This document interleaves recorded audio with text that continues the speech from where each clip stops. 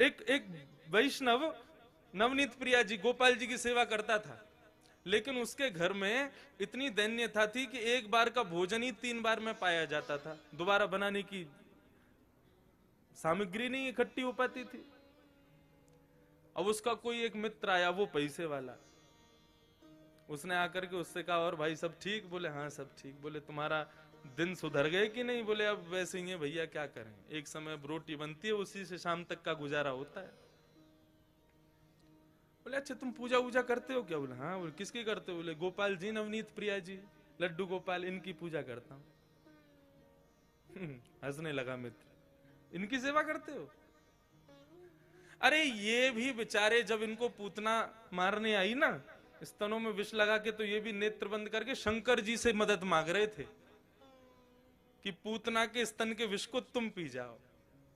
अरे जो अपनी रक्षा स्वयं नहीं कर पाते, तुम्हारी रक्षा क्या करेंगे?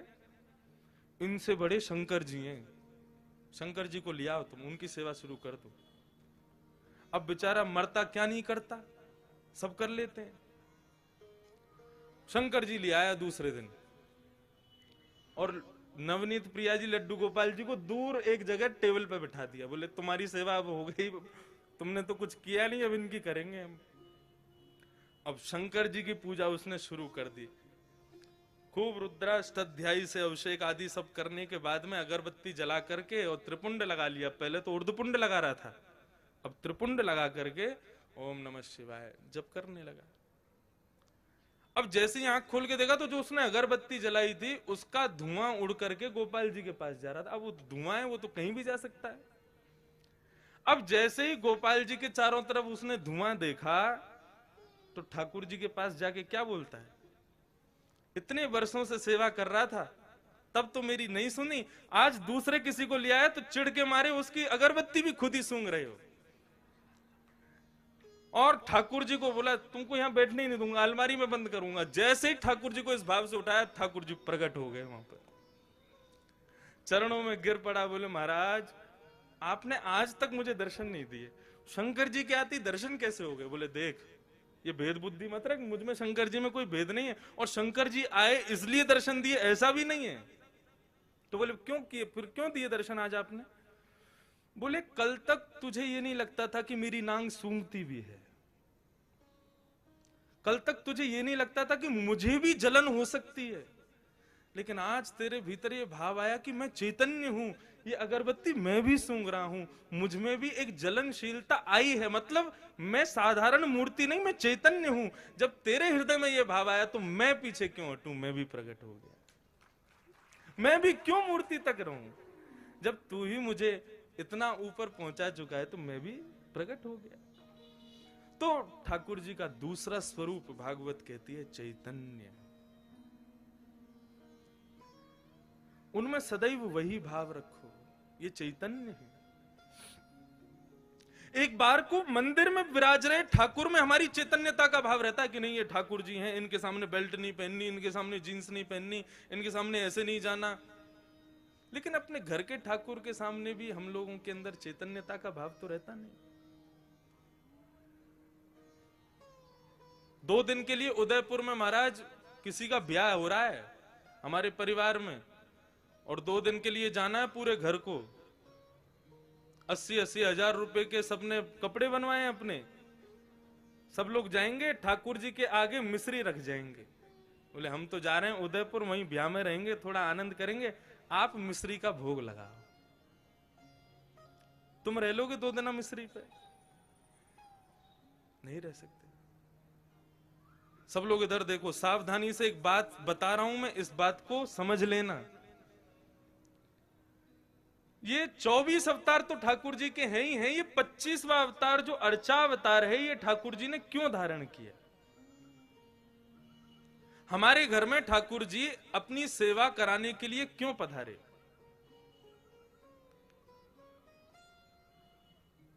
इसके पीछे एक बहुत सुंदर भाव है, सावधानी से सुनिएगा। पूज्य गुरुदेव भी बैठे, उनसे भी निवेदन, दास के मन में ठाकुर जी की सेवा करते हुए एक भाव आया, तो मेरी इच्छा हुई कि मैं उस भाव को कहूं कि ठाकुर जी सबके यहां सेवा कराने के लिए हर घर में क्यों विराज रहे हैं। आप पूरे नाथ द्वारा को देख लो, हर घर में ठाकुर जी का चित्रपट ही सही विराज रहा होगा। वृंदावन तो प्रसिद्ध है, घर घर तुलसी ठाकुर सेवा, दर्शन गोविंद जी को, अलीरी मोहे लागे वृंदावन नी को। क्यों विराज रहे हैं ठाकुर जी हम सबके घर में? देखो, हम लोग जब वैकुंठ जाएंगे तो है, कोई रोक तो रहा नहीं हमको। एक ना एक दिन सबको जाना है वहां पर। तो यदा कदा हमारे द्वारा किए गए कृत्य के कारण यदि हमें कभी वैकुंठ के अलावा भी लोगों का दर्शन करना पड़ गया, मानो जैसे नरक का दर्शन हो गया या स्वर्ग का दर्शन करना पड़ गया, और उस पश्चात वहां पर बताया गया तुमने ये अपराध किया था इसलिए तुमको ये करना पड़ा, तो हम ठाकुर जी से शिकायत करने लग जाएंगे। प्रभु आपकी इतनी अर्चना करते हैं, इतनी सेवा करते हैं, इतनी पूजा करते हैं, इतना आपका नाम गुणगान करते हैं, उसके बाद भी हमारे जीवन में दुख, उसके बाद भी हमारे जीवन में कष्ट, उसके बाद भी हमारे जीवन में कभी सुख की अनुभूति नहीं, और उसके बाद भी जब हम संसार छोड़ के आए तो नरक का दर्शन। शिकायतें दुनिया भर की हम ठाकुर जी से करने लग जाएंगे। आपने ये नहीं किया, ये नहीं किया, ये नहीं किया, हम ठाकुर जी से शिकायतें करेंगे। भगवान बोले ये मुझसे शिकायत करे उससे पहले इसके यहां अर्चावतार रूप धारण करके बैठ जाओ इसके घर में। क्यों? बोले कभी ना कभी ये भी तो अपराध करेगा। सर्दी में कभी मुझे ठंडे जल से नहला देगा, भयंकर सर्दी में कभी मुझे हो सकता है पतला वस्त्र पहना दे, मुझे ठंडी लगे उससे। भयंकर गर्मी में खुद तो एसी में बैठेगा, मुझको पंखा भी नहीं चलाएगा, बिजली का बिल बढ़ जाएगा, मंदिर का पंखा बंद ही रहने दो। ये सारे अपराध ये करेगा मेरे साथ में, लेकिन मैं कभी शिकायत नहीं करूंगा। क्यों? हिसाब बराबर करने के लिए आया हूं, तुझे शिकायत करने योग्य छोड़ूंगा नहीं मैं। तुम भगवान से कुछ कह नहीं सकते कि भाई आपने ऐसा क्यों नहीं किया, आपने ये दुख क्यों किया। भगवान बोले तेरी शिकायत पूरी हो गई, अब मैं करूं शिकायत। भोग बनाते समय सब्जी देख करके भोग लगने से पहले ही तेरा मन ललचा गया था। एक बार भयंकर सर्दी में एक बार मुझे कहीं लेके जा रहे थे, बद्रीनाथ गए थे, मुझे इतना पतला वस्त्र पहनाया, मुझे सर्दी लगी, मैंने कभी शिकायत की तुमसे? तो मनुष्य की जितनी भी शिकायतें हैं उनका हिसाब बराबर हो जाए, उसके लिए ठाकुर जी अर्चावतार लेके आए कि आप ठाकुर जी से कुछ कह ना सको। यदि आपने कहा तो फिर ठाकुर जी कहेंगे। कितना भी प्रयास कर लेना, कितनी भी कोशिश कर लेना, अर्चावतार में एक ना एक अपराध तो हम करते ही हैं, लेकिन ठाकुर जी कभी कुछ नहीं कहते। तो वही चैतन्य है। और ठाकुर जी का तीसरा स्वरूप है आनंदम परमानंदम। ठाकुर जी आनंद स्वरूप है। श्रीनाथ जी का स्वरूप परमानंद प्रदान करता है। हमारे बाल कृष्ण प्रभु ने दुनिया भर के रूप धारण किए, कहीं पर बांसुरी बजा रहे हैं, श्री राधा वल्लभ जी में रोज ब्याह कर रहे हैं, बिहारी जी में नित्य मनोरथ कर रहे हैं, श्री गोपीनाथ गोविंद देव जयपुर में विराज रहे हैं, उनके भी अलग अलग रूप। लेकिन श्रीनाथ जी का जो रूप है, स्वरूप है, इसमें सब विराजमान है, सब विद्यमान है, क्योंकि ये वास्तविक आनंद स्वरूप है। एक भुजा ऊपर है और दूसरी भुजा कमर पर है। किस भाव से? सावधानी से सुनिए कथा बिल्कुल। श्रीनाथ, श्री यानी राधा, श्री यानी श्री किशोरी जी, श्री यानी श्री लाडली जी, और श्री लाडली के संग युक्त होकर के जो नाथ विराजमान है वो है श्रीनाथ। सुन वे तो पहली ताली बजा रहे हो, बात तो पूरी करने दो हमको, जल्दीबाजी मत करो। अब तो पंडाल भी अपना, समय भी अपना, कथा भी अपनी, उत्सव भी अपने, पूरे दिन पूरा दिन है अपने पास, खूब भाव से सुनो कथा। वृंदावन में जो दर्शन नहीं है वो दर्शन श्रीनाथ जी में है। कैसे? आप लोग सब बाहर से पधारे हैं, इसलिए मैं जो अपने गुरुजनों से, जो अपने बुद्धिजीवियों से जो मैंने सुना, तो मैं कह दूं यहां पर।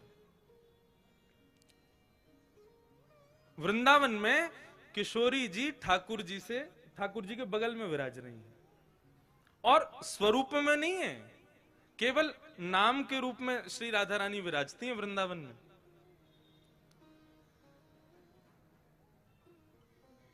जब देखी वृषभानुजा हिय विच उठी है हुक, वंशी रह गई हाथ में फिर ना लागी फूंक। वृंदावन में श्री किशोरी जी अपना स्वरूप नहीं दिखाती। क्यों? क्योंकि एक बार ठाकुर जी मुरली का नाद कर रहे थे, तो एक मयूर मोर नृत्य करता हुआ ठाकुर जी के सामने आया और ठाकुर जी को इशारा करने लगा, चलो हम आपको किसी से मिलवाने ले चलें। भगवान बोले किससे मिलवाने ले चलो? चलो तो सही। लेके गया तो एक कुंड में एक गोपी सरोवर कुंड का जल भर रही थी, तो मयूर इशारा करता है, इनको देखो, इनसे मिलवाने लाए हैं। भगवान बोले कौन है? मयूर बोला खुद ही देखो। अब ठाकुर जी खूब उमड़ घुमड़ करके वेणु बजा रहे हैं, ऐसे ऐसे तान बजामे कि भाई ये घूम के गोपी देखे तो इसका चेहरा दिखे। लेकिन वो गोपी अपने कार्य में व्यस्त थी। लेकिन जैसे ही कार्य पूरा हुआ और जैसे ही उसने गागर में जल भर के जैसे ही अपने मस्तिष्क पर धारण किया और कार्य पूरा करके जैसे ही पीछे मुड़ी ठाकुर जी की ओर देखा, तब ये पद गाया। बोले जब देखी वृषभानुजा, वो कोई गोपी नहीं है, श्री राधा रानी है। जैसे ही उनका दर्शन किया तो ठाकुर जी बंशी बजाना भूल गए। मतलब उंगलियां तो नर्तन कर रही हैं लेकिन फूंक नहीं निकल रही हृदय से, इतनी सुंदर श्री किशोरी जी। तो जैसे ही देखा कि भैया ये वेणु, ये क्या वेणु पे केवल उंगलियां घुमा रहे हैं, बजा क्यों नहीं रहे, तब किशोरी जी को लगा अरे हमारे स्वरूप में मोहित हो गए। सो किशोरी जी ने घूंघट कर लिया। तब से आज तक श्री लाडली जी वहां घूंघट करके बैठी हैं। क्यों? बोले यहां पर भक्त दर्शन करने आएंगे ठाकुर जी का, और यदि मैंने घूंघट ऊपर कर लिया तो ये तो मुझे देखते रहेंगे, भक्तन ने तो देखेंगे ना। तो यहां हमारी श्री किशोरी जी घूंघट करके बैठी हैं। लेकिन नाथद्वारा में किशोरी जी कहां है? नाथद्वारा में लाडली जी कहां है? ये जो स्वरूप है ये श्री लाडली जी का है, एक स्वरूप नहीं है श्रीनाथ जी। ये दोनों स्वरूप जब प्रेम में उन्मुक्त होकर के एक हो गए, तब श्रीनाथ स्वरूप प्रकट हुआ। अपनी पूर्ववर्ती कथा में भी मैं बता रहा था कि जब रास करते हैं ठाकुर जी, तो दोनों के अंग का स्वरूप क्या होता है? बोले श्री किशोरी जी तो ऐसे नृत्य करती हैं, ये भाव है उनका, ये सदैव ऐसे ही नृत्य करती हैं। और श्री ठाकुर जी दोनों श्री विठलनाथ के रूप में, जैसे दोनों कमर पर हाथ रख करके और इस प्रकार से ठाकुर जी नृत्य करते हैं। कभी आप रासलीला देखो तो कान्हा मोर बन आयो, कैसे आवे? यूं ही तो आवे, अपने कंधे पे हाथ रख, अपने कमर पर हाथ लगा के। तो ठाकुर जी ज्यादातर नृत्य ऐसे ही करते हैं। अब नृत्य करना नहीं आता, नहीं करके बता देता मैं। अब भाव यही है कि बार बार ठाकुर जी नृत्य करते करते ऐसे ही हो जाते हैं, और श्री किशोरी जी ऐसे ही नृत्य करती हैं। एक दिन किशोरी जी जब नृत्य कर रही तो ठाकुर जी बोले आज तो आप बहुत ही सुंदर लग रही हो, तेरो मुख नीको कि मेरो मुख किशोरी राधे।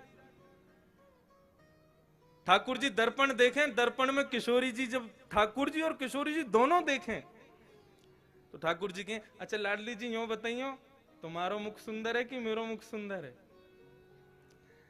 किशोरी जी कहें जा प्रकार से अमावस्या में पूर्णिमा को चंद्रमा खिल जाए तो पूर्णिमा के चंद्रमा को देखवे के काजे सबन की दृष्टि व काली अंधियारी को भी देखे, वैसे ही आप हो। बोले आप तो ऐसे कार्य हो, आपको कोई देखो तो चाहे ना। लेकिन हम जब गौरांगी अपनो पूर्ण रूप लेकर के आपके बगल में विराज जाए ना, तब लोग आपको देख लें हमारे मारे। ऐसा ठाकुर जी के संग विनोद करें श्री किशोरी जी। तो उस दिन ठाकुर जी बोले आज तो आप बहुत ही सुंदर लग रही हो। राधा रानी बोली हम तो सुंदर हैं ही हैं, बता का रहे। ठाकुर जी बोले लेकिन हमारी इच्छा है रे कि आप हमारे सन्निकट आ जाओ, आप हमारे नजदीक आ जाओ। किशोरी जी बोली देखो ये सब सखियां नाच रही हैं, सब नृत्य कर रही हैं, सब रास कर रही हैं, अब हम इन सबन के सामने आपके समीप आमे ना तो हमको न कष्ट हो गए। सो किशोरी जी तो आमे नहीं, ठाकुर जी बार बार ऐसे नाचते नाचते उनके बगल में पहुंच जाएं कि हमारे पास आमे। लेकिन ललिता, विशाखा और श्री यमुना, इन तीनों के हृदय में यह भाव आया कि ठाकुर जी की बड़ी इच्छा है रही है श्री किशोरी जी के आलिंगन की, हृदय से लगावे की, लेकिन हम लोग उनके संकोच के मारे कर नहीं रहे।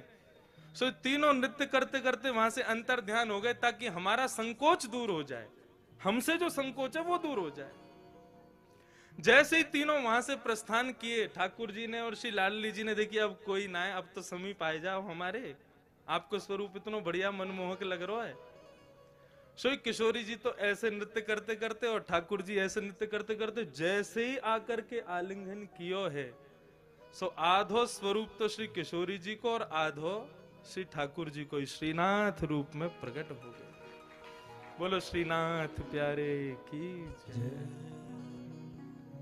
आप कभी गर्मी में यहां आना, मैंने तो अनुभव किया है, ठाकुर जी की जो उठी हुई भुजा है वो श्री राधा रानी है, और उस भुजा को जब आप देखेंगे तो उस भुजा में आपको गौर वर्ण का दर्शन होगा। अभी तो ठाकुर जी ने पूरा अंग ढका, केवल मुखमंडल दिखाते हैं, लेकिन कभी गर्मी में आप आओगे तब ठाकुर जी के श्री अंग का दर्शन कीजिएगा, आपको श्री किशोरी जी भी दिखेंगे। तो आधा भाग श्री लाडली जी हैं और आधा भाग श्री ठाकुर जी हैं, दोनों के रूप एक हुए तब श्रीनाथ प्रकट हुए। हमारे ब्रज वृंदावन में तो फिर भी राधा रानी ने थोड़ा सा दूर रह के बैठी हैं, लेकिन यहां तो एक में ही बैठी। और यहां आए कहां थे, कहां से आए, हमारे यहां से ही तो आए, हमारे ब्रज से ही तो पधारे। कल यहां पर प्रेस कॉन्फ्रेंस हो रही थी तो हमारे प्रेस के सब भाइयों ने हमसे पूछा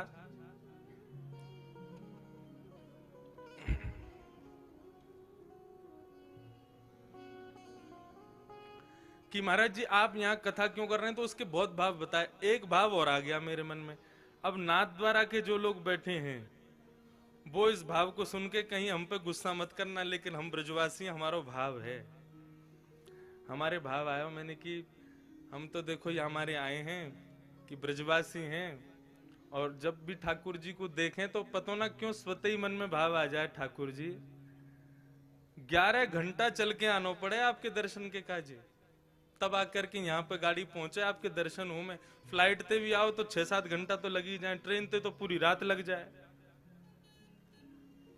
हम ब्रजवासी आपके प्राण धन है, आप ही कहो ब्रजवासी वल्लभ सदा मेरे जीवन प्राण।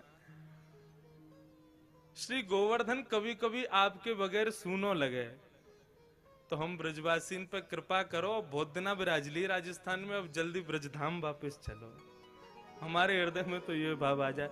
तो प्रेस वाले क्या बोले, आप हमारे ठाकुर जी को चुरावे आए हो यहाँ पे? मैंने भैया चुरावे तो ना आए। बोले हमारे ठाकुर जी कहीं ना जाएंगे, अब संभव ही ना है, वो तो यहीं रहेंगे, यहाँ से कहीं नहीं जाएंगे। मैंने कि आप काहे को गुस्सा रहे हो, मतलब ठाकुर जी गए तो आप कौन से यहाँ रहोगे, आप भी आओगे, और मैंने हम सब ब्रजवासी सब आपको स्वागत करेंगे, पधारो भैया हमारे ब्रज में पधारो।